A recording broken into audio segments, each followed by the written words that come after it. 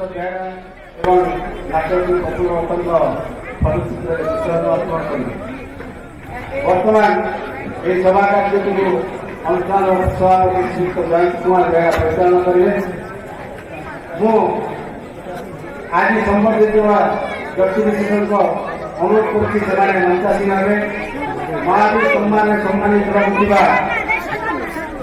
पंकज पट्टनायक को अनुरोध कर मंचासीन हे आम राज्यस्तरीय भुवनेश्वर बेहरा साहित्य सम्मान 2014 सम्मानित कवि अखिल नायक को अनुरोध कर मंचासीन हम राज्यस्तरीय नाट्यश्री कपूर नाट्य सम्मान सम्मानित नाट्यकार सुभाष चंद्र प्रधान को अनुरोध कर मंचासीन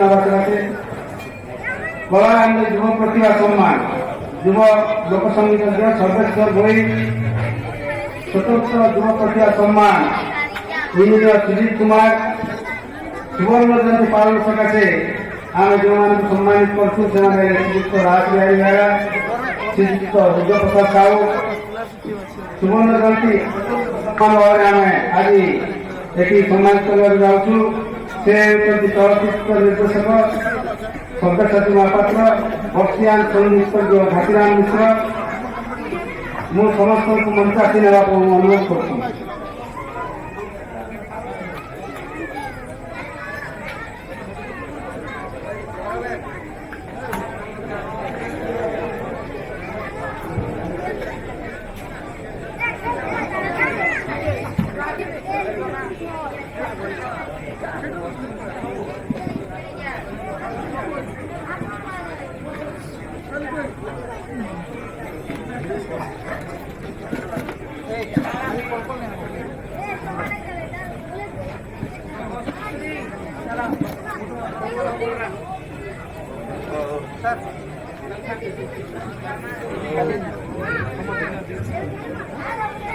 बर्तमान आज स्थानीय सांस्कृतिक सभा कार्यक्रम अनुष्ठान सभापति जयंत कुमार बेहरा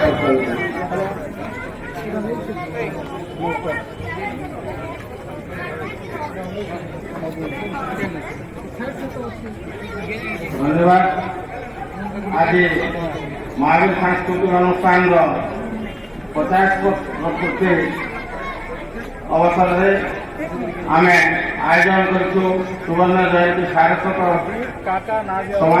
समारोह ये अवसर में आम घर में उपस्थित अच्छा बर्षियान साहित्यिक श्रीयुक्त जगन्नाथ प्रसाद दास एवं आम घर में उपस्थित अच्छा साहित्यकार एम के संतान श्रीमती डॉक्टर शशोधरा मिश्र महोदया आम घर में उपस्थित अच्छा आम राज्यसभा सांसद ए वी स्वामी आम घर में उपस्थित अच्छा आम अनुष्ठान जे सदस्य एवं बर्षियान क्रीड़ाविद राज्यसभा सदस्य श्रीयुक्त भूपेन्द्र सिंह एवं आम घर में उपस्थित अच्छा आम अनुष्ठान अन्यतम बर्षियान सदस्य डॉक्टर शुभेन्दु मुन आम आज विभिन्न क्षेत्र में संबर्धित होगा जाऊँ आम कृति संतान वृंद मु विशेष समय ना चाहूना आज आम बरण्य मुख्य अतिथि जगन्नाथ प्रसाद दास एवं डॉक्टर शुभेन्दु मुन अल्प समय पर से यात्रा करने समय हो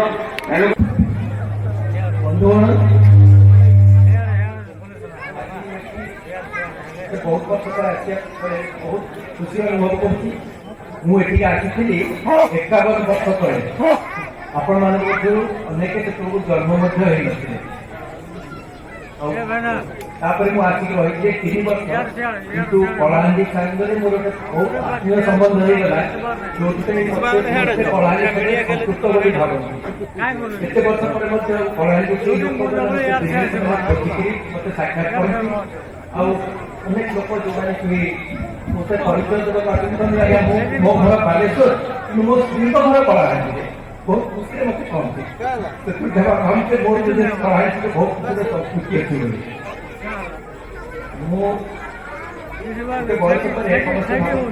गोटे बकेट लिस्ट तैयारी करछि बकेट लिस्ट होछि Hollywood film maker bucket list करी जो थे दिजन कैंसर रे मरी जाए बोल कहा होछि ता पूर्व से कौन कौन काम करियो तार list करछन people technically pocket they must attend to something मु गोटे बकेट लिस्ट करछि सेते कलाहांडी सब ऊपर थिला सेते मु प्रथम मो जोटा प्रतिष्ठा कलाहांडी आछि हम सेटा आगे आसिका देली से बहुत बहुत खुशी होगी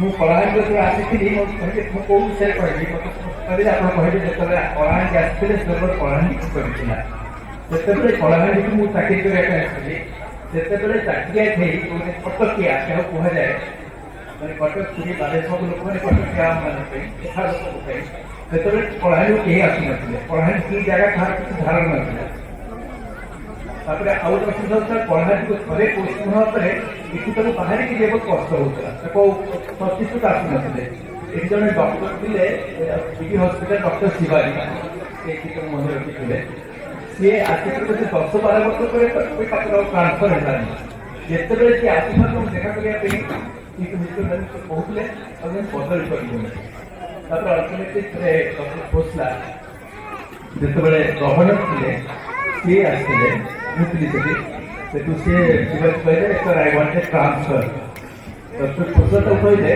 you should be happy that you are running people you should be proud of it doctor Siddhi तम कहले sir other doctors may also be given the opportunity of helping the people and feel proud about it. ताकर कथा को 3 वर्ष शिवा भितरे doctor Shivaji को मध्य बदल ही नथिला सेतबेले कलाहांडी पाछिली सेतबेले जीवा आसीबा आदम सुधी नथिला कलाहांडी हम जेतबेले एठू खरिया को जो बटा खरिया क्लास कलाहांडी रस्तो थिला सेतबेले ठीक हे नथिला सेतबेले वर्षा दिने केसीआर ट्रेन में खरिया रोड व्यवहार पहुंचला खरिया रोड खरिया के गुटे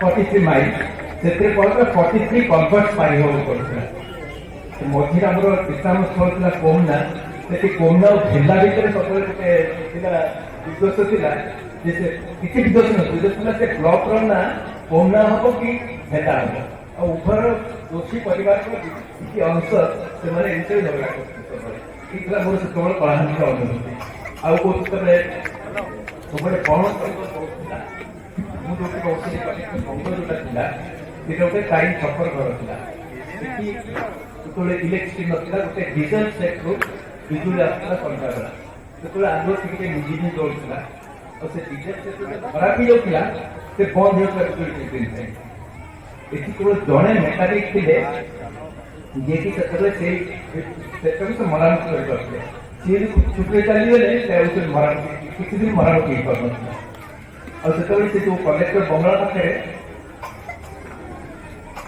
सबले पत्थर से जंगल अंचल और दिलुआ ठेकुआ आसते मयूर बुलूले अंज हे ये सब पूरा सुनसान हो जाता से कलेक्टर बंगला जो अच्छी से कई लोक जो अंधार हो गेट पाखे तेणु छोट रूम थी टाइप करते ये कलाहांडी आगुरी जन कलेक्टर थे बहुत आगुरी थे रात अधराति ही गले कलेक्टर भूत आसिक तेन रूम में बसिक टाइप करूला से टाइप शब्द शुणी आम मोर छोट झील था से कांत बंद कर शो जाऊला जो कलाहांडी ये सब अनुभूति से बाघ रास्ताघाट रास्ताघाट नुहे छुआमूल रामपुर गला बेले कि अन्य रास्तार गला बेले रात बाघ देखा जाऊे बर्तमान बाघ भी छुईला कहले जरिमाना पड़ो कि बाघ मारे पुरस्कार दिया 50 टका पुरस्कार दिया ସେଥିପାଇଁ କଲେକ୍ଟର ଭାବରେ ମଝିରେ ମଝିରେ ବାଘ ମାରିକି ଆଣିକି ଲୋକ ଆଣିକି ପଇସା 50 ଟଙ୍କା ପୁରସ୍କାର ନେଉଥିଲେ।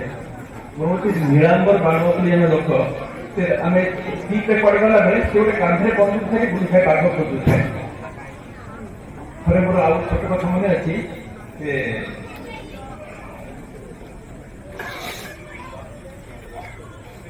ସକାଳେ ଲୋକ କହିଲେ ବାଘ ମାରିକି ଯାଇଛି ପୁରସ୍କାର ଭାବେ ଆସିଛି। ସେ ସବୁ ଅଢାଇ ଚାଷ କରିଥିଲା କାହିଁକିନା ଘରେ ବାଘ କୋଉ ଦେଖାଯାଉନଥିଲା। ତାପରେ ଅଲ୍ଟିମେଟଲି ଏବଂ ବାଘ ପାଇଁ ସେ କହିଲା ଦେଖେଇଦେଲା ସେ ଘାସ ଭିତରେ ଗୋଟେ ବିଲେଇ ଛୁଆ, ବିଲେଇର ଛୋଟ ଛୁଆ ବିଲେଇ ଭଳି ଗୋଟେ ବସି ସେ ବାଘ ଛୁଆ ତାକୁ ସେ ଲୋକମାନେ ଗାଳି ଦେଇକି ଯାଇଛନ୍ତି ଯେ ବାଘ କାହିଁ ବସିବ। ଆମର ତଳରେ ସେ ଅବସ୍ଥା ଥିଲା ଆମର ପଶୁ ପକ୍ଷୀଙ୍କ କଥା। ଆଉ ସେତେବେଳେ ଘର ଭିତରେ ସାପ ମଧ୍ୟ ବହୁତ ବୁଲା ଚଳା କରୁଥିଲେ। ସେତେବେଳେ ଭରଣଗଡ଼ରେ ମାରୁଇ ବୋଲି ଜଣେ ଏସ୍ପି ଥିଲେ ସେତେବେଳେ, ସେ ନାଗାଲ୍ୟାଣ୍ଡର ଲୋକ। ସେ ମୁଁ ତାଙ୍କ ଘରକୁ ଯାଇକି ତାଙ୍କର ଏକ୍ଜାମ୍ପୁର କମଳାରେ ଡ୍ରଇଂ ରୁମ୍ରେ ବସିଥିଲି। ସେ ସେଠୁ ସବୁ କହିଲେ ତାଙ୍କର ସେ ଡ୍ରଇଂ ରୁମ୍ରେ ପୂର୍ବ ଦିନରେ ସାପ ପଶିଥିଲା। এটা ଶୁଣିବା ପରେ ମୁଁ ଚକା ପକେଇ ବସିକି ସୋଫା ଉପରେ। ତାପରେ ମୁଁ ପଚାରିଲି ହାଉ ବିଗ୍ ୱାଜ୍ ଦ ସ୍ନେକ୍, ସେ ଓଡ଼ିଆ ବୁଝିପାରୁଥିଲେ। ସେ କହିଲେ ଇଟ୍ କ୍ୱାଇଟ୍ ବିଗ୍। ମୁଁ କହିଲି ହାଉ ବିଗ୍? କହିଲେ you see that snake going over there. ତ ଦ୍ୟାଟ୍ ବିଗ୍। ତ ଏଇଠୁ ଜଣାଯିବ କେତେ ସାପ ଏପଟ ସେପଟ ଚଳ ପ୍ରଚଳ ସେତେବେଳେ ହଉଥିଲେ ସେ ସମୟରେ।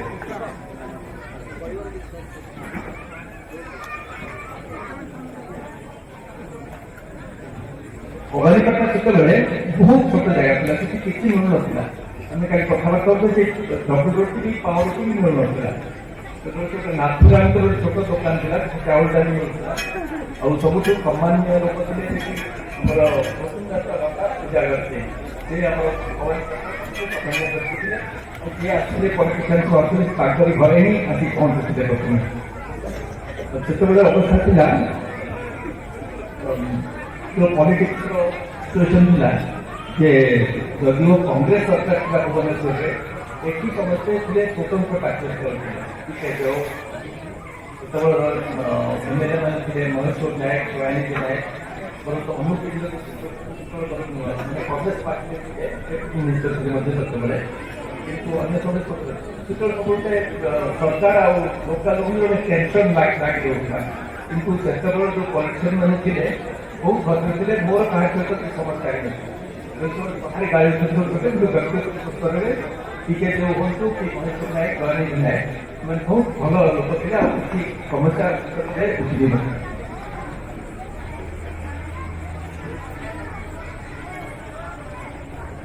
ମୁଁ ସବୁବେଳେ ଅନେକ ମଧ୍ୟ କହିଛି ଯେ ଜୀବନର 3 ବର୍ଷ, ସେପରିକି ମୋ ନିଜ ଜୀବନର 3 ବର୍ଷ କଳାହାଣ୍ଡି ଯେଉଁ ରହିଛି ସେଇଟା ମୋ ପାଇଁ ବହୁତ ଉପାଦେୟ ଥିଲା ଆଉ ମହତ୍ୱପୂର୍ଣ୍ଣ ଥିଲା।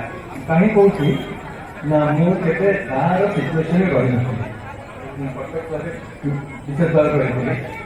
ଗାଁ କ'ଣ, ଚାଷ ଜମି କ'ଣ, ଧାନ କେତେବେଳେ ବୁଣାଯାଏ, ବର୍ଷା କେତେବେଳେ ହୁଏ, ଧାନ କେତେବେଳେ ବାସନା କେମିତିକା, ଚାଷୀ କୋଉମାନେ, ଆଦିବାସୀ କିଏ, ଏସବୁ ଭିତରେ ମୋର କୌଣସି ଧାରଣା ନଥିଲା। ଏ ସବୁର ମୋର ଶିକ୍ଷା ପାଇଲି କଳାହାଣ୍ଡି ଆସିବା ପରେ। ଆଉ ଯେତେବେଳେ ମୋର ବର୍ତ୍ତମାନ ରହିଲା ବନ୍ଧୁମାନେ ଯେଉଁ ବସିଛନ୍ତି ସେଥିରୁ ମୁଁ ସମସ୍ତଙ୍କୁ ଅନେକ ବର୍ଷ ଧରି ଜାଣେ। ମୁଁ ସେ କହିଲି ସେ ସ୍କୁଲ ମୁଁ ଯେତେବେଳେ ଆସିକି କଥା ଆସିଲି ସେ ପଢ଼ୁଥିଲେ, ସ୍କୁଲରେ ପଢ଼ୁଥିଲେ ସେତେବେଳେ। ଆଉ ସ୍ୱାମୀଙ୍କର ଆରମ୍ଭରେ ସବୁ ବୟୋଜ୍ୟେଷ୍ଠ ସ୍ୱାମୀ ଆଉ ସିଏ ସେବା ତାକୁ କରାଯାଉଛି। ଆଜିକାଲି ସେ ଏନ୍ଜିଓରେ ସମସ୍ତେ ସେବା କରୁଛନ୍ତି, କିନ୍ତୁ ଯେଉଁ ଆଦି ସେବକ ଯିଏ ସେ ହେଉଛନ୍ତି ଆମର ସ୍ୱାମୀ। ଆଉ ଯେତେବେଳେ ସେ ବର୍ତ୍ତମାନ ସେ କାରଣ ଆମେ ଭୁଲି ଯାଇଛୁ, ସେ କାମ କରୁଥିଲେ ଯାଇଥିଲେ 60sରେ ସେ ବହୁତ ବର୍ଷ ଧରି କାମ କରୁଥିଲେ।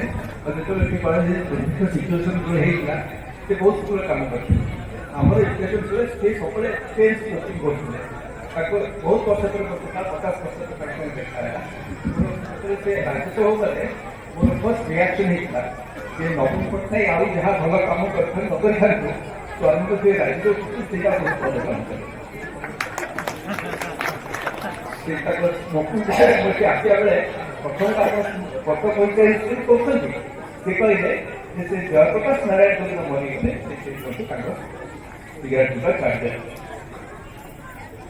ଆଉ ଅନ୍ୟମାନଙ୍କ ରାସବିହାରୀ ବେହେରା ସେ ବି ସବୁ ଛାତ୍ର ଦେଖୁଛନ୍ତି ସେ କଲେଜ ଥିଲେ ତାଙ୍କ ସେମାନେ ଗୋଟେ ଟେନିସ୍ କୋର୍ଟ ଆରମ୍ଭ କରିଥିଲେ ଭବାନୀ ପାଟଣାରେ। ସେତେବେଳେ ତାଙ୍କ ସହିତ ବହୁତ କରିଥିଲେ ୱିଜର୍ସ କ୍ଲବ ପାଖରେ ପ୍ରଥମେ ଆମେ ଦି ଜଣ କରୁଥିଲୁ, ପରେ ସବୁ ଆସିଲେ ଗଣା ଦି ହୋଇ ଆସିଲେ ବର୍ତ୍ତମାନ ବହୁତ ଭଲ ଭାବରେ ପରମାନନ୍ଦ ବେହେରା ମନସୁଖ କରିବାକୁ ଆସିଥିଲେ। ଆଉ ଆମର ଭୂପିନ୍ଦର ସିଂ ପରେ ସ୍କୁଲ ବେଳୁ ଦେଖିଥିଲି ପରେ ଜଣାଶୁଣା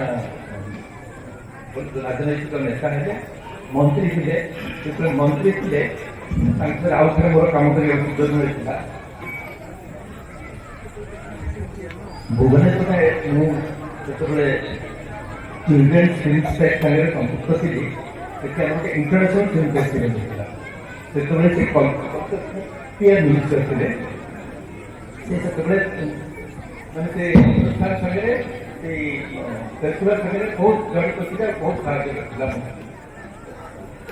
ଆମ ନେତା ଅଛନ୍ତି ଦଶହଜାର ମିଶ୍ର, ସେ ଆମର ସେକେଣ୍ଡ ଜେନେରେସନ, କାରଣ ଆମେ ବେହେରାକୁ ଆମର ଭାବୁ ଆମର ସେକେଣ୍ଡ ଜେନେରେସନ। ମୋର ଦିଲ୍ଲୀ ପରିଚୟ ଭଲ ଭାବରେ ପରିଚୟ, ଆଉ ସେ ଲେଖିକା ଭାବରେ ମଧ୍ୟ ମୋର ବହୁତ ଶୁଭେନ୍ଦୁ ମୋହନ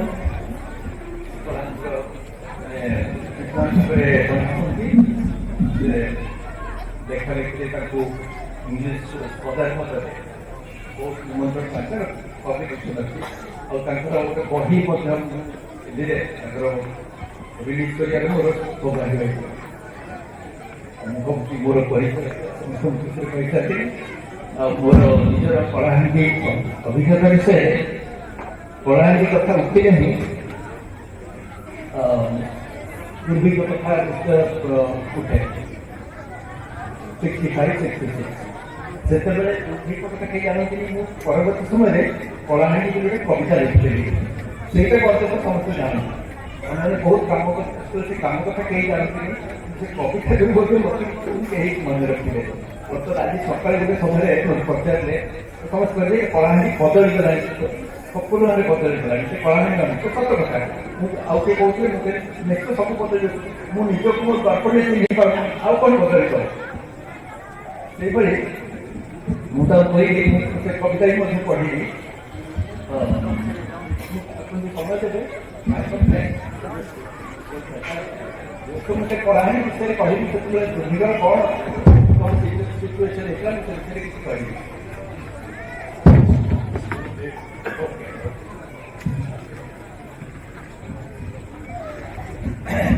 କଳାହାଣ୍ଡି ଯେତେବେଳେ 1965ରେ ବର୍ଷା ବନ୍ଦ ହେଇଗଲା, ସେତେବେଳେ ଅଗଷ୍ଟ ମାସରୁ ଜଣାପଡ଼ିଲା ଯେ ଆମର ଏଠି ଆଉ ବର୍ଷ ଫସଲ ଭଲ ହବନି।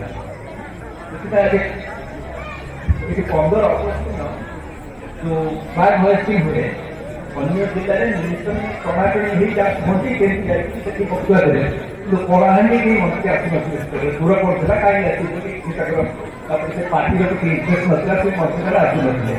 ଟିକେ କଲେକ୍ଟର ଭାବରେ ମୁଁ ଚାଲୁଛି ଉଠିକି ଯାଇଥିଲି। ଅଗଷ୍ଟ 15 ଦିନ ଚାଲୁଛି ଫେରିବା ପରେ ଗୋଟେ ଗଭର୍ଣ୍ଣମେଣ୍ଟ ଚିଠି ଲେଖିଥିଲି ଯେ ଏଇ ଜିଲ୍ଲାରୁ ଚାଉଳ ରପ୍ତାନୀ ବନ୍ଦ କରିଦିଆଯାଉ। ସେ ସିଷ୍ଟମ ପଠେଇଥିଲି ସିଭିଲ ସପ୍ଲାଇ ଅଫିସର। ଏପରିକି ମୁଁ ଷ୍ଟେସନ ମାଷ୍ଟରମାନଙ୍କୁ ମଧ୍ୟ ଲେଖିଥିଲି ଯେ ଏ ଜିଲ୍ଲାରୁ ସେମାନେ ଟ୍ରେନରେ କୌଣସି ଚାଉଳ ପଠା ହେବ। ମୁଁ ବର୍ତ୍ତମାନ ଜାଣିନି କଲେକ୍ଟର ପାୱାର ଅଛି ନା ଷ୍ଟେସନ ମାଷ୍ଟରକୁ ଇନ୍ଷ୍ଟ୍ରକ୍ସନ ଦେବାରେ ମୁଁ ହିସାବରେ ଲେଖିଥିଲି। ଆଚ୍ଛା, ସୁନ୍ଦର କହିଲେ ତୁମେ ଗାଡ଼ି ଅଳ୍ପ ଉଠେ ସେମାନେ, କାରଣ ସେଇଭଳି ସିଚୁଏସନରେ ଯେତେବେଳେ ଚାଉଳ ସରିଯାଏ ସେତେବେଳେ ବେଶୀ ଦୁର୍ଭିକ୍ଷ ସିଚୁଏସନ ଆରମ୍ଭ ହୁଏ। ତାର ମଧ୍ୟ ମୁଁ ସରକାରକୁ କମିଶନରଙ୍କର ଉତ୍ତର, I have no doubt there is more rice in your district than you imagine, and further that the crop of the current year will suffice for the year's supply. You must on no account interfere with legitimate trade, either export or import. ମୁଁ ये जो पिछले बर्तन पढ़ी उसी विषय कही जो मत इच्छा आसला एक्चुअली ये किताब मो पास आसला ये आसला बालेश्वर कॉलेज को पाठ এটা 1965 মସିହା ଆସିନଥିଲା এটা 1865 ମସିହା ଆସିଲା ଆମର ନଅପଦ ଠିକରେ ଆସିଲା ସେତେବେଳେ ମଧ୍ୟ ଆମର ଚାଉଳ ବାହାର ଚାଲି ଆଉ ଚାଉଳ ନଥିବାରୁ ଦୁର୍ଭିକ୍ଷ ସିଚୁଏସନ ପୁରା ଆରମ୍ଭ ହୋଇଥିଲା ସେଥିପାଇଁ ମୁଁ ଏଇଟା ଜାଣିନି ଗୋଟେ ରିସର୍ଚ୍ଚ କରିଥିଲି 19th ସେଞ୍ଚୁରୀ ବିଷୟରେ ସେତେବେଳେ ଚିତ୍ର ମୋର ଦୃଷ୍ଟିକୁ ଆସିଥିଲା ଜଣାପଡ଼ିବ ଯେ ମାନେ ବୁଝିପାରିଛନ୍ତି ଲୋକାଲ ସିଚୁଏସନ କ'ଣ ବୋଲି ଆଉ ଏଇଟା ମୁଁ କରିଥିଲି ରେଭେନ୍ସାଙ୍କ ଚିଠି କିନ୍ତୁ ମୋ ପାଖକୁ ଯୋଉ ଚିଠିଟା ଆସିଥିଲା ସେଇଟା ବୋଧେ ଆହୁରି ଦୃଢ଼ ଭାବରେ ଲେଖା ହେଇଥିଲା ସେଥିରେ ଲେଖା ହେଇଥିଲା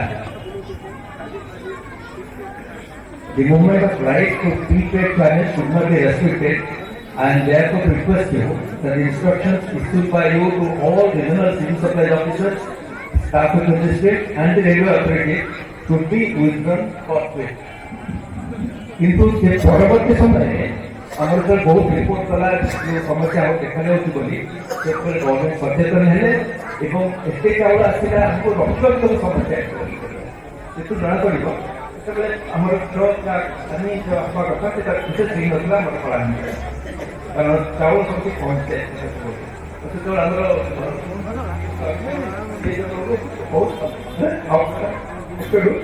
बहुत काम करते ଆଉ ଗୋଟେ ଭାରତ ସେବା ସମାଜକୁ ଆସି କାମ କରିଥିଲେ ସେତେବେଳେ ୱାର୍ଡ ମିଟିଂରେ ପ୍ରାୟ କାମ ହେଇଥିଲା ଆମର ସବୁ ଅଫିସର ମାନେ ମିଶିକରି ସମସ୍ତେ ସାହାଯ୍ୟ କରୁଥିଲେ ସମସ୍ତେ ନିଜରେ ସାମର୍ଥ୍ୟ ଉପରେ କାମ କରୁଥିଲେ ସେଥିରେ ମୋର ଚାକିରି ଜୀବନରେ ସନ୍ତୋଷଜନକ ଥାଏ ମୋତେ କଳାହାଣ୍ଡିର ଦୁର୍ଭିକ୍ଷଟା ହିଁ ତାହା ଥିଲା ଏହାପରେ ମୁଁ ଯୋଉ ଲେଖିଥିଲି କଳାହାଣ୍ଡି କବିତା ମୁଁ ଯେ ଦେଖିଲି କଳାହାଣ୍ଡିର ଯୋଉ ସମସ୍ୟା ସେ 1984 ମସିହାରେ ଖାନୁସ ପାର୍ଟି ତାର ମହନ୍ତକୁ ବିକ୍ରି କରିଦେଲା ସେତେବେଳେ ପୁଣି କଳାହାଣ୍ଡି ଖବର କାଗଜ ଆସେ 1965ରେ ଇନ୍ଦିରା ଗାନ୍ଧୀ ଆସିଥିଲେ 1984ରେ ଆସିଥିଲେ 84ରେ ରାଜୀବ ଗାନ୍ଧୀ ଆସିଥିଲେ ତାଙ୍କର ଅଧ୍ୟକ୍ଷ ଯଦି କୌଣସି ପୁଅ ଆକ୍ସନ୍ ମୁଁ ଜାଣିନି ତାହେଲେ ଇନି ଡେଲିଗେସନ୍ ଲୋକ ଆସନ୍ତି ବୋଲି ଆମେ ଜାଣିଥାଉ କିନ୍ତୁ ସେଥିପାଇଁ କଳାହାଣ୍ଡି ନ୍ୟୁଜ୍ରେ ଅଛି ତ ଆପଣ ଯାହା କଥା କହିଥିଲେ କହିଥିଲା କଳାହାଣ୍ଡିରେ ଆଉ ସେ ସିଚୁଏସନ୍ ନାହିଁ କଳାହାଣ୍ଡି ଦେଖିଲେ ଜଣାପଡ଼ିବ ଯେ ଭିନ୍ନ ଜାଗା ଖୋର୍ଦ୍ଧା ସବୁ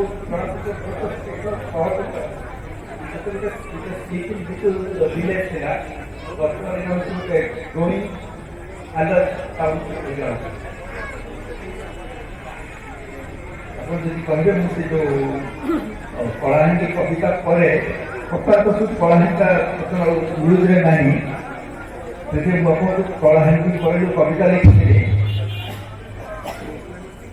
ସେ ବିଷୟରେ କହିବି ଟିକେ ମୋତେ ସାହାଯ୍ୟ କରୁଛନ୍ତି ଆପଣମାନେ ଦେଖନ୍ତୁ ରୋକେଇ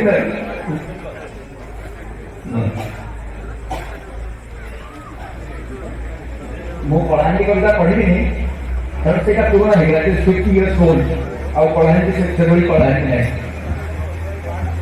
କାହିଁକି କଳାହାଣ୍ଡି ସେଭଳି ନଥିଲା କାରଣ ବର୍ତ୍ତମାନ ବକ୍ସାଇଟ୍ ନ୍ୟୁଜ୍ ବକ୍ସାଇଟ୍ରୁ ଯୋଉ ବ୍ୟାକୱାର୍ଡ ଡିଷ୍ଟ୍ରିକ୍ଟ ସେଠି ଆସିକି ବଡ଼ ବଡ଼ ଇଣ୍ଟରନ୍ୟାସନାଲ କମ୍ପାନୀ ଆସିକି ରହିକି ରହିଲେ ସେଥିପାଇଁ ଗୋଟେ କହିଦେଇଛନ୍ତି ଫେରିକ୍ ଫ୍ରାଇଡେ ଆଉ ସମରେନ୍ଦ୍ରନାଥ ଦାସ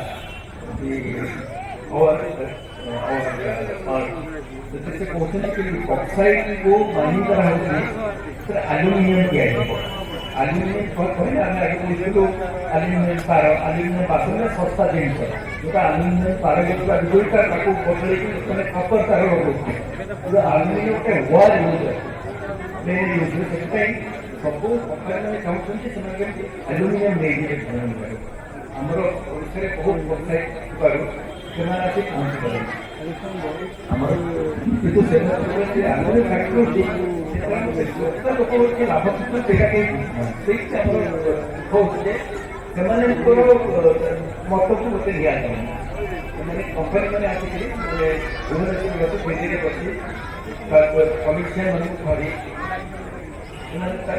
परमिशन दिखती कि जो मानकर विषाक्त कहीं भावना काशीपुर आसिपुर कलाकार अंश समय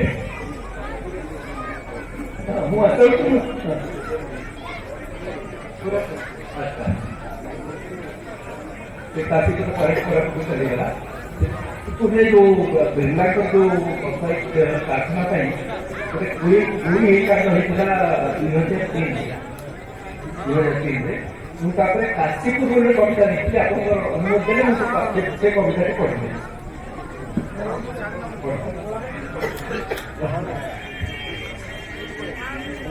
कलाहांडी विषय लिखी मानचित्र को एथर अलग रखी दियो सेठा जावाई आउ हेलिकप्टर प्रयोजन नहीं जो अन्हार सेठा ही कलाहांडी काशीपुर जो लिखली पर एथर कलाहांडी को भूली जाओ पर्यटन मानचित्र में एक वर्षर तीर्थ होती काशीपुर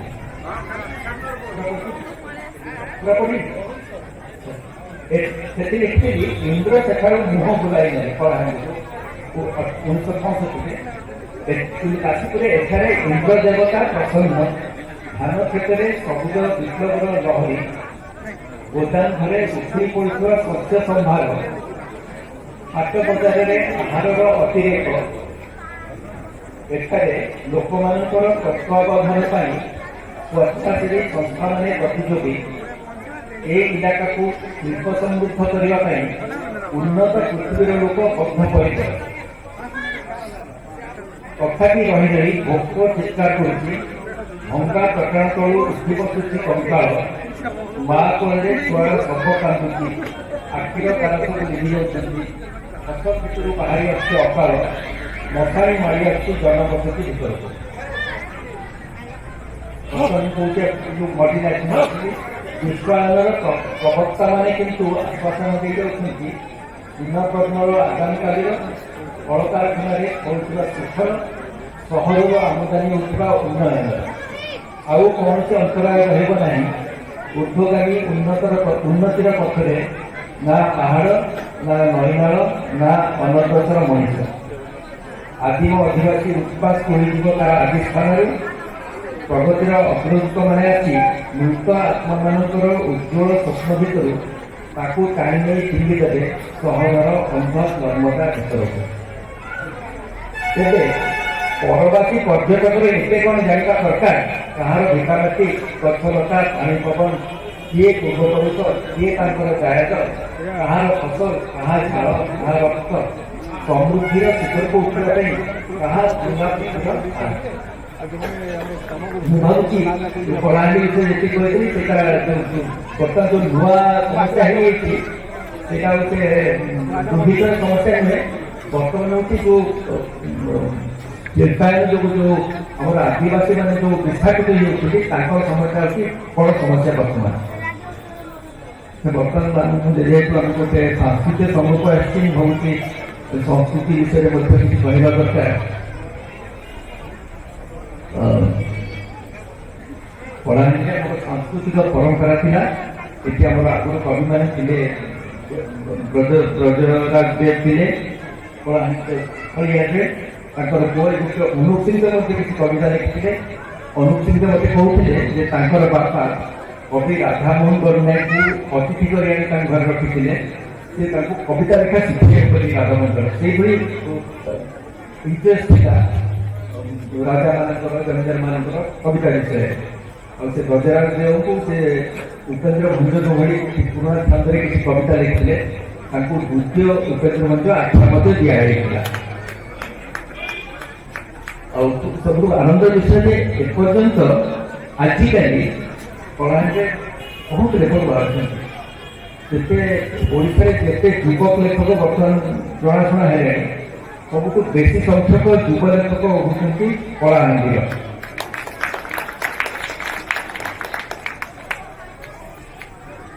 अन्य सब जिलार तुलना देखिए कहते केन्दुझर मात्र जड़े युव लेखक अच्छा फुलबाणी युव लेखक ना सबुठ बेसी संख्यक युव लेखक कलाहांडी ଆପଣ ଯେତେବେଳେ ପଢ଼ିବେ ଗୋଟେ କବିତା ତଳେ ଠିକଣା ଲେଖାଥାଏ ମୁଁ ଦେଖେ ମଦନପୁର ରାମପୁର ଜୁନାଗଡ଼ କୁମେରଗୁଡ଼ା କୋକସରା ସିନାପାଲି ଏଇସବୁ ଆଡ୍ରେସର କବିମାନେ କବିତା ଲେଖିଛନ୍ତି।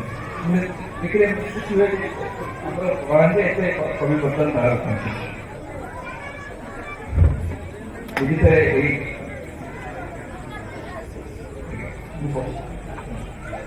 ଭୂପେନ୍ଦ୍ର କହୁଥିଲି ଯେ ମୁଁ ସବୁ ନାଁ ମନେ ରଖିଛି। ମୁଁ ଏଠି 3 ବର୍ଷ ଭିତରେ ମୁଁ ସବୁ ପଞ୍ଚାୟତକୁ ଯାଇଛି। 103 ପଞ୍ଚାୟତ ଥିଲା ବୋଧେ। ଆଉ ଯୋଉ ଲେଖକମାନଙ୍କ ବିଷୟରେ ଆଉ ଗୋଟେ କହିବି ଯେ ମୋତେ ସେ ସମ୍ବାଦର ଗୌରବିତା କହୁଥିଲେ ମାନେ ବନାନ ଭୁଲ ଗ୍ରାମାର ଭୁଲ ଯୋଉ କବିମାନେ ଲେଖକମାନେ କରନ୍ତି କଳାହାଣ୍ଡିରୁ ଯୋଉ ଲେଖା ସବୁ ଯାଏ ସେତେ ସେ ଭୁଲ ଦେଖନ୍ତି। ତାମାନେ ଏତେ ଭଲ ଭାବରେ କଳାହାଣ୍ଡିରେ ଯୋଉ କହୁଛନ୍ତି କୌଶଳୀ ଭାଷା ଆଉ ଗୋଟେ ଓଡ଼ିଆ ମାନେ ଜାଣୁନାହାନ୍ତି ଓଡ଼ିଆ ନୁହେଁ। କଳାହାଣ୍ଡିର ଯୋଉ ଲେଖକମାନେ ଓଡ଼ିଆରେ ଲେଖୁଛନ୍ତି ସେମାନେ ବହୁତ ଭଲ ଓଡ଼ିଆରେ ଲେଖୁଛନ୍ତି। ବର୍ତ୍ତମାନ ଜାଣି ହେଉଛି ଯେ ପଶ୍ଚିମ ଓଡ଼ିଶା ଅଲଗା ହେଇଯାଉ ଅଲଗା ହେଉଛି ତାର ଅର୍ଥନୈତିକ କାରଣ ଅଛି ସାମାଜିକ କାରଣ ଅଛି କିନ୍ତୁ ଆମର ସେଟା ଆମର ଭାଷାକୁ ସେଥିରେ ଅସ୍ତ୍ର ନ କରାଯାଉ। ଆମର ସରକାରୀ ଓଡ଼ିଆ ମଧ୍ୟ କବି କହିଲେ ଯେ कोस कोस का पानी बदले 8 कोस का वाणी 8 कोसरे भाषा बदल जाए। पूरी जो भाषा कहते भुवनेश्वर भाषा से करेंगे भुवनेश्वर जहाँ तुम्हें खोधार नुहे भुवनेश्वर बारहपुर भाषा भाषा तो अलग नहीं। आम जो साहित्य जो भाषा लिखुचे आम कहीं हतादर करवा खुशी विषय भितर गोटे सभाई गला ओडिया भाषा सुरक्षा सभाई गला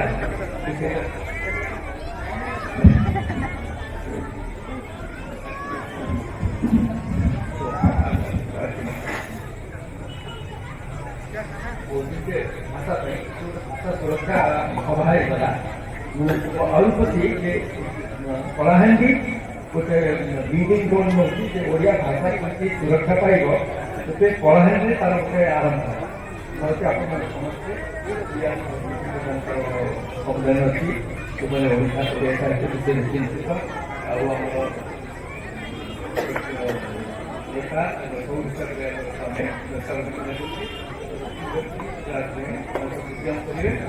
कलाहांडी साहित्य धन्यवाद।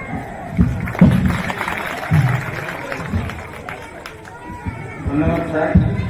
बर्तमान मुझे अनुरोध कर प्रोफेसर डॉक्टर सुरेंद्र को जी आम अनुष्ठान पूर्वतन जो संपादक गिरिधर एवं शुभेच्छु परामर्शदाता हिसाब से सब रही अनुष्ठान प्रतिष्ठान सभ्य प्रोफेसर डॉक्टर सुरेंद्र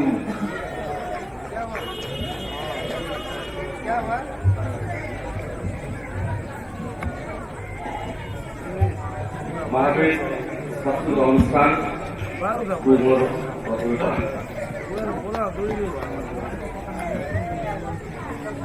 आज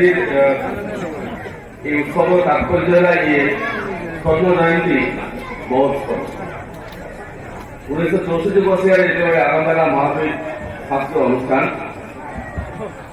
हुए तो ये कल्पना कर गोटे उत्सव हम ये सभापति करेंगे जयंत बेहरा और ये उपस्थित रही रघुनाथ प्रसाद दास मोर पूज्य कवि लेखक कौन ना कौन और सब बड़ कथा कलाहांडी जिला सबुठ बड़ विपत्ति बेले जे भगवान होते आई बहुत लोग जानी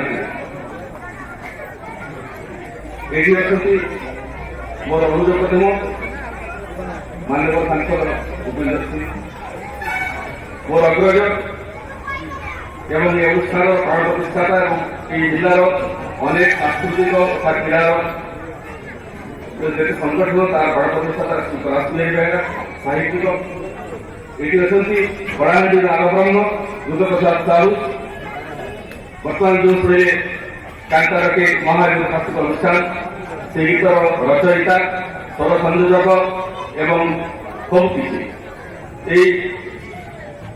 जो आप शुणिले ये अनुष्ठान जहाँ मैनसम कहूँ से गीत रचना करने रुद्र काका मत निर्देश देते मुझे ତାପରେ ସେ ନିଜେ ରଚନା କରି ଏଭଳି ଭାବରେ ତାକୁ କମ୍ପୋଜ କଲେ ମୁଁ ଆଶ୍ଚର୍ଯ୍ୟ ହେଲି। Brilliant talent.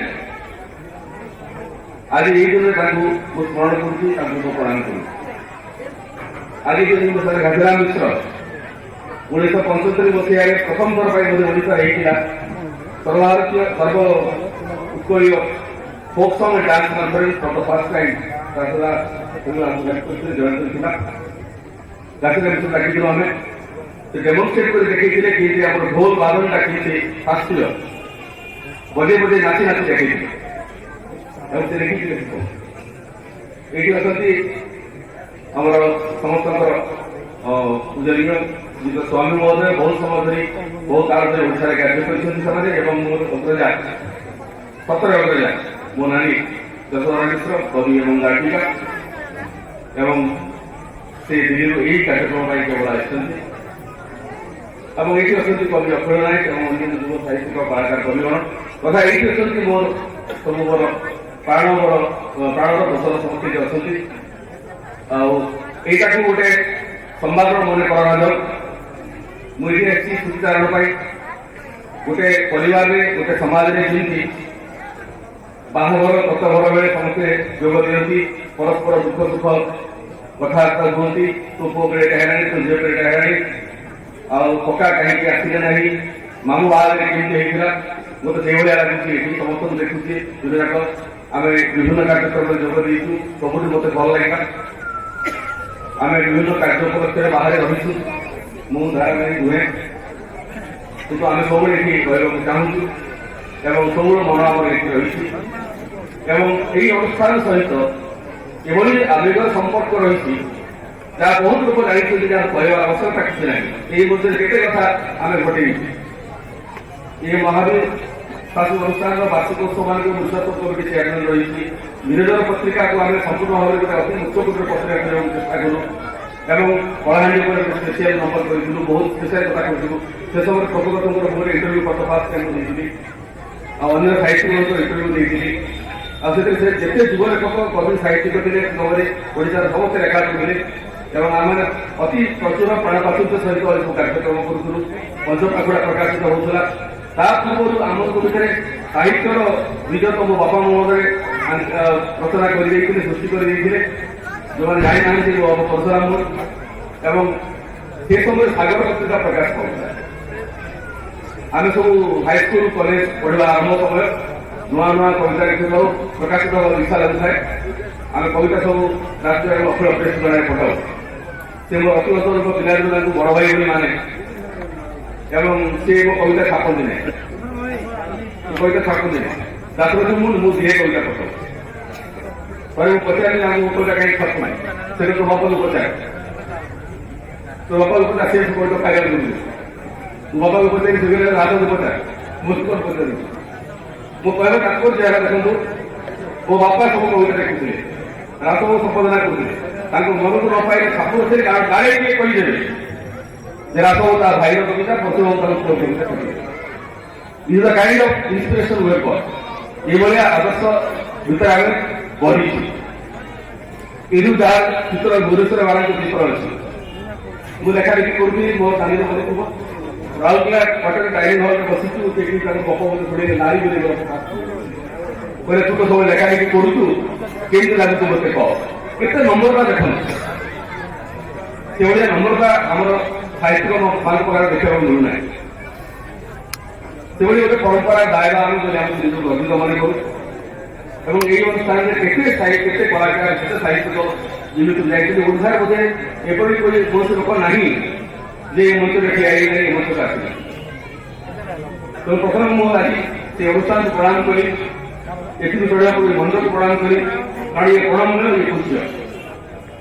ଆଜି ମୁଁ ବହୁତ ଆନନ୍ଦରେ ଯାଇକି ଉପସ୍ଥିତ ହେଲି। ଅନେକ କଥାବାର୍ତ୍ତା ହେବାର ଅଛି, ବହୁତ ଥର ବହୁତ କଥା କହିଛି, ବହୁତ କଥା ଘଟିଛି। ଆଉ ଆଜି ଆଉ ବିଶେଷ କିଛି ମୋର କହିବାର ନାହିଁ। ଆପଣ ଭାବନ୍ତୁ ନା ଆମେ ଟ୍ରେନ୍ ଧରିବୁ ବୋଲି କିଛି କହୁନି ବୋଲି। ଆମର ଅତି ଅଳ୍ପ ସମୟରେ ଟ୍ରେନ୍ ଧରିବା ଜଗନ୍ନାଥ ସାର୍ ମୁଁ ନିଆଯାକୁ ଯିବୁ ଏବଂ ମୋର ପରମ ସଭାକୁ ଆଜି ମୁଁ ଆସିପାରିଲି। କେବଳ 2 ମିନିଟ୍ ଭିତରେ ଗୋଟିଏ ଜିନିଷ ମୋର କହିବାକୁ ଇଚ୍ଛା ନଥାଇ ମଧ୍ୟ ଆଜି କହିବାକୁ ଚାହୁଁଛି। ଆଜି ବିଭିନ୍ନ ଆଲୋଚନା ସମୟରେ ମୋର କେତେଜଣ ବୟସ୍କ ବନ୍ଧୁ ଓଡ଼ିଆ ଭାଷା କଥା ପଚାରିଲେ ସାର୍ ଜେପି ସାର୍ ମଧ୍ୟ ମୋତେ ବାରମ୍ବାର କାହିଁ କଥାବାର୍ତ୍ତା ହେଉଥିଲେ କୋଭିଡ ଭାଷା ବିଷୟରେ, ଓଡ଼ିଆ ଭାଷା ସୁରକ୍ଷା ବିଷୟରେ ବାରମ୍ବାର ପଚାରୁଥିଲେ, ଆଉ ସାଂସଦ ମାନ୍ୟବର ବସୁ ପଡ଼ିଆ କ'ଣ କରୁଛନ୍ତି ପଚାରୁଥିଲେ ଏବଂ ବହୁତ ପ୍ରବନ୍ଧ ବାହାରୁଛି, ଲୋକ ଚିନ୍ତା ପ୍ରକଟ କରୁଛନ୍ତି ଓଡ଼ିଆ ଭାଷା କେମିତି ସୁରକ୍ଷା ଦିଆଯିବ, ଓଡ଼ିଆ ଭାଷା ଧ୍ୱଂସ ହେଇଯିବ, ଓଡ଼ିଆ ଭାଷା ଜମା ଧ୍ୱଂସ ହେବ ନାହିଁ, ଧ୍ୱଂସ ହେଉନାହିଁ, କେହି ଧ୍ୱଂସ କରିପାରିବ ନାହିଁ।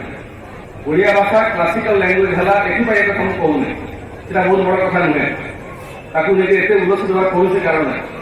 ଏତିକି ଭଲ କଥା ଓଡ଼ିଆ ଭାଷା ପାଇଁ କିଛି ପଇସା କେନ୍ଦ୍ରକୁ ମିଳିବ, ତା ଛଡ଼ା ଅନ୍ୟ କିଛି ବେଶୀ କିଛି ଖୁସି ହେବାର ନାହିଁ, କାରଣ ଯୋଉ କଥାଟି ଠିକ କଥା ତା ପାଇଁ ଖୁସି ହେବା କ'ଣ ଅଛି। ଆମେ ଆପଣମାନଙ୍କୁ ଜଣାଇଦେବାକୁ ଚାହେଁ, ମୋ ଜିଲ୍ଲାର ସମସ୍ତଙ୍କୁ ଜଣାଇଦେବାକୁ ଚାହେଁ, ମୁଁ ଗୋଟେ ଭଲ କାମ ଭିତରେ ଅଛି, ତାହା ଗୋଟେ ଆମେ ଓଡ଼ିଆ ଅଭିଯାନ ତିଆରି କରୁଛୁ ଓଡ଼ିଶା ସରକାରଙ୍କ ସଂସ୍କୃତି ବିଭାଗ ତରଫରୁ ଏବଂ ଓଡ଼ିଆ ସାହିତ୍ୟ ଏକାଡେମୀ ଭାଷା ପ୍ରତିଷ୍ଠାନ ଆମକୁ ସ୍ପନ୍ସର କରିଛନ୍ତି। ତାର ସରିବାକୁ ଆସିଲାଣି କାମ, ମୁଁ ତାର ସମ୍ପାଦକ ଏବଂ ସମ୍ପର୍କ ଭାବରେ ଅଛି ଏବଂ ଆମେ ଯେଉଁ ଅଭିଯାନ କରୁଛୁ ଆପଣ ସେଥିରେ ଆଶ୍ଚର୍ଯ୍ୟ ହେବେ, ଓଡ଼ିଆ ଭାଷାରେ 17 ଘଣ୍ଟା କେତେ ଅଛି। ଜଣେ ବନ୍ଧୁକୁ ମୁଁ ଘଣ୍ଟାଏ ପୂର୍ବରୁ କହୁଥିଲି ଯେ ଭାଷା ଆନୟନ ବା ଆହରଣ ପ୍ରକ୍ରିୟା ଭାଷା ଶୁଦ୍ଧିମନ୍ତ କରେ, ଶକ୍ତିମାନ କରେ। ଆଜି ବିଶ୍ୱର ସବୁଠୁ ବଡ଼ ଭାଷା ହେଲା ଇଂରାଜୀ, ବୁଝିଲେ? ଏଠି ଆପଣମାନେ ଜାଣିଥିଲେ ବା ଜାଣିନେ ମୁଁ ସେଇ ଭାଷାର 90%ରୁ ଅଧିକା ଶବ୍ଦ ଇଂରାଜୀ ନୁହନ୍ତି।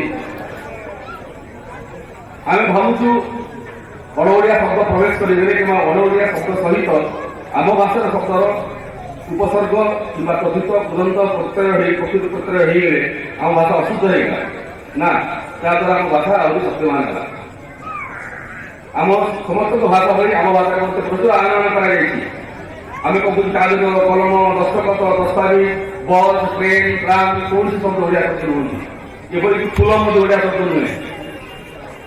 ଆହରଣରେ ଶକ୍ତି ରହିଛି ଏବଂ ଓଡ଼ିଆ ଭାଷା ଅତି ସଶକ୍ତ ଭାଷା ଏବଂ ଧରିବନି କାହିଁକି ଆପଣ ଦେଖନ୍ତୁ କେତେ ଓଡ଼ିଆ ଖବରକାଗଜ ପତ୍ର ବାହାରୁଛି, କେତେ ଏଡିସନ ବାହାରୁଛି, ତ କିଏ ପଢୁଛି? ବର୍ତ୍ତମାନ ମୁଁ ଟୋଟାଲ କରି ଦେଖୁଥିଲି ଓଡ଼ିଆ ଭାଷାର ସମ୍ବାଦପତ୍ର ପ୍ରକାଶିତ ସଂଖ୍ୟା ଅତି କମରେ 8 ଲକ୍ଷ ପ୍ରତିଦିନ। ଗୋଟିଏ ସମ୍ବାଦପତ୍ର ଯଦି 4-5 ଜଣ ପଢୁଛନ୍ତି, ପ୍ରତ୍ୟେକ ଦିନ 30ରୁ 40 ଲକ୍ଷ ଲୋକ ଓଡ଼ିଆ ଖବରକାଗଜ ପଢୁଛନ୍ତି। ଏ ଭାଷା କେବେ ମରିବ? କୋଉ ସହରରେ କି ହିନ୍ଦୀରେ କଥାବାର୍ତ୍ତା ହେଇଗଲା ସେଥିରେ କିଛି ବିପଦ ନାହିଁ। ସମସ୍ତେ ଏଠି ଲୋକ ପାର୍ସିରେ କଥାବାର୍ତ୍ତା ହେଉଥିଲେ, ଆମେ ଏଠି କଥାବାର୍ତ୍ତା ହେଉଥିଲେ। जैसा देश जो राजा है ସେୟା ସେ ଭାଷା ଅଛି।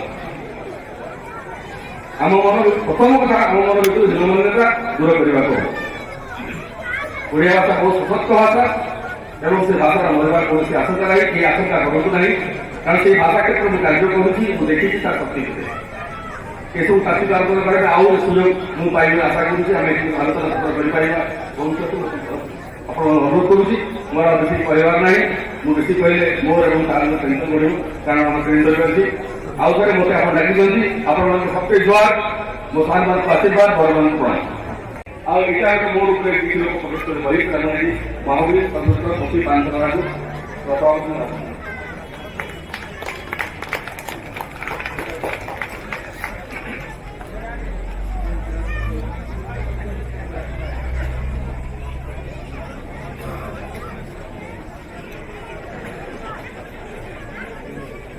प्रदान करने सहित अनुष्ठान मु अनुरोध करुच्ची आम अनुष्ठान